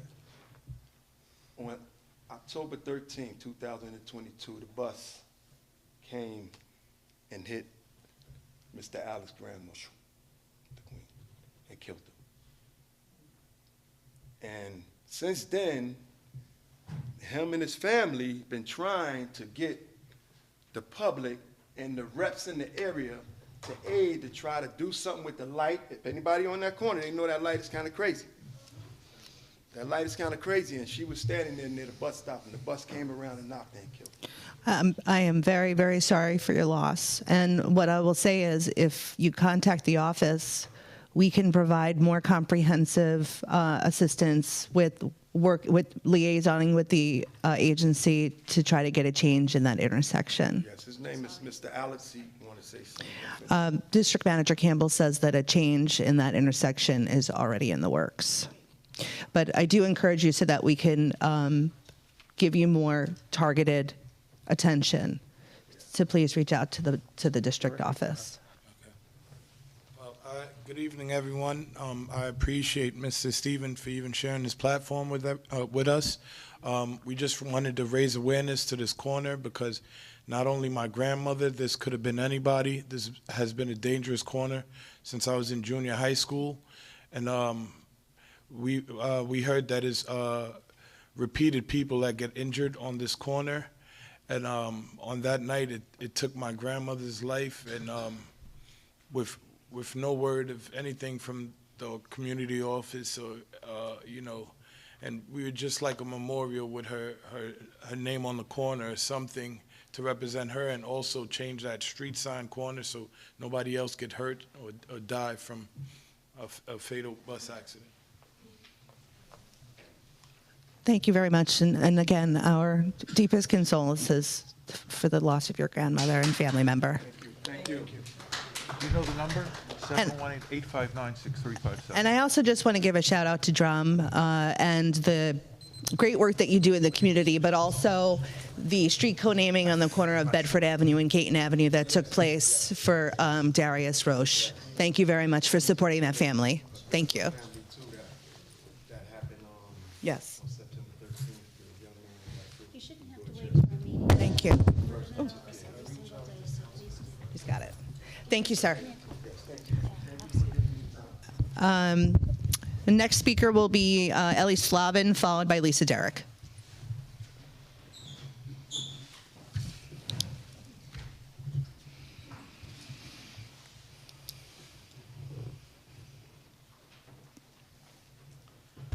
Good evening, everybody. As I said, my name is Ellie Slavin. I'm community liaison for Congresswoman Yvette Clarke. I need not tell you these are very trying times. Our office is very, very busy with trying to assist American citizens in the Middle East to come back home. The State Department and the Council on the Hill, we are very involved with them. So anybody who needs any assistance, please call us at 718-287-1142. We're at 222 Lenox Road.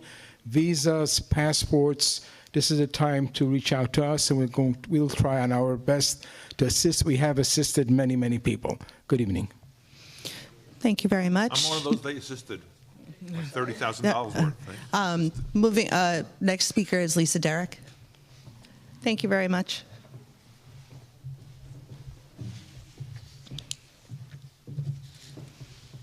Good evening, everyone. Lisa Derrick from Assemblymember Rodney Spichot Hermelin's office. Just here to make a few announcements. I see some of the announcements that I was going to make were already done. Thank you, the chair, for talking about the Shirley Chisholm Recreational Center. It was a wonderful day, beautiful weather to be able to break ground. Ceremonially, ground has already been broken, and there's a nice big hole, so that means the project's on its way. The project is expected to be completed towards the end of 2025. So I ask that you all just stay tuned, because there's a lot of activity that DDC is looking to do to engage the community. And it was mentioned earlier that October 24th, there is going to be some activity taking place. So I take it that a couple of people, probably Community Board 14, will be sharing that as well, but we will also send out, our office will also send out communication. And then we have a nice big community advisory board for this project. So, and they're very well represented. So you'll be hearing information from them in their respective areas in the community. We have leaders, we have community boards, we have residents, et cetera. So you'll be hearing from us and you'll be hearing from them as well. I also wanted to share that we're having, this was mentioned as well, we're having a domestic violence. Very much. The next speaker will be Taekwon Coleman, followed by Stephen Cohen.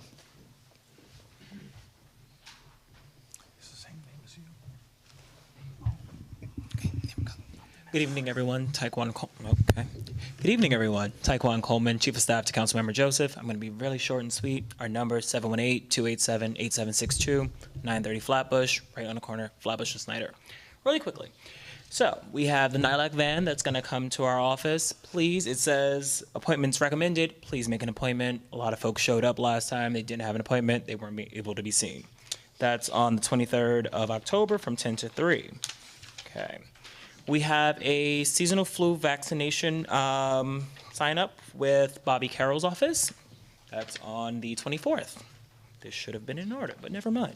On Halloween, we have Halloween story time with Metro Plus, the Public Library, and Brooklyn Emerge at the Cortelio branch. Every Tuesday and Wednesday, we have free immigration services with Community Citizenship Now.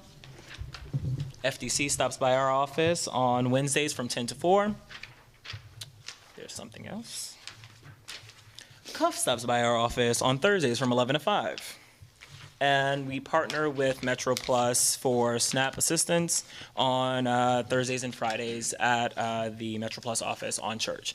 Once again, 718-287-8762. Good night. Thank you very much. Next speaker is Stephen Cohen. Hey everyone, just two things real quick. First, very quick, I wanted to echo Eric's comments about Flatbush Frolic this past weekend, yesterday.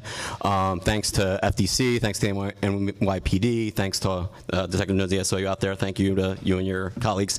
Thank you to all the vendors and the community members that made it such a special event. I took two of my kids there, and my 8-year-old daughter, who I consider an esteemed critic of street fairs, declared it the best fair she's been to. So thanks everyone for making it fantastic, and let's continue that in the future. Second thing, I just want to remind everyone, Election Day is coming up. There's also early voting. So early voting runs from October 28th through November 5th. All those days, it's at least from 10 a.m. to 4 p.m. Some days a little earlier, some days runs a little later. And Election Day itself is November 7th. Voting begins 6 a.m., ends at 9 p.m. I know it's one of those off-year elections, but there are some ballot initiatives on the ballot. There's a contested New York State Supreme Court race. So please, if everyone in the room can remember to take out some time and vote, that would be great. Thank you very much. Not as fast as Mr. Coleman, but I give you credit. Next time, I'll work on that. And our last speaker, you heard me say it, our last speaker this evening is Abraham Malichowski.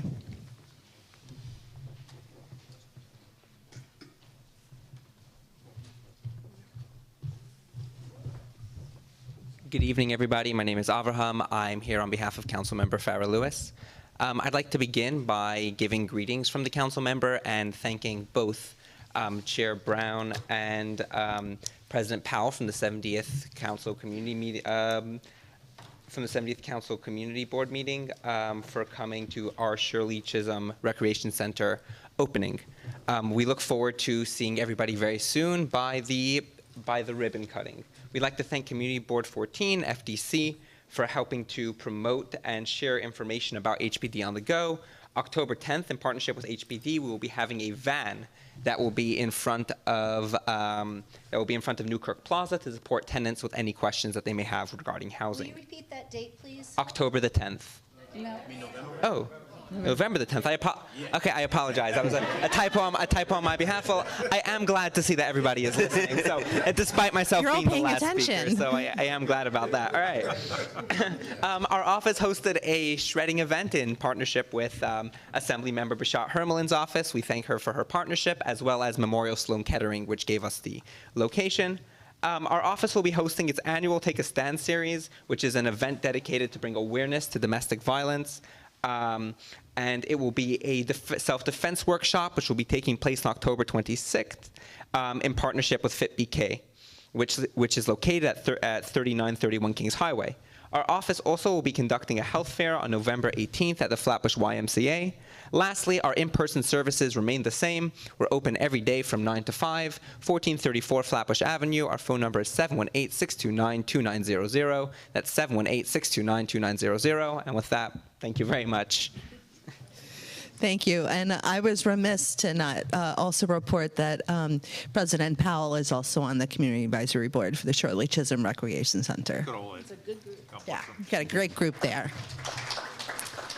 All right. I got nothing else to say. I talked too much tonight. Motion to adjourn? Seconded? All right. This meeting is adjourned at 8:31 p.m. Yeah, thanks. Yes, yes.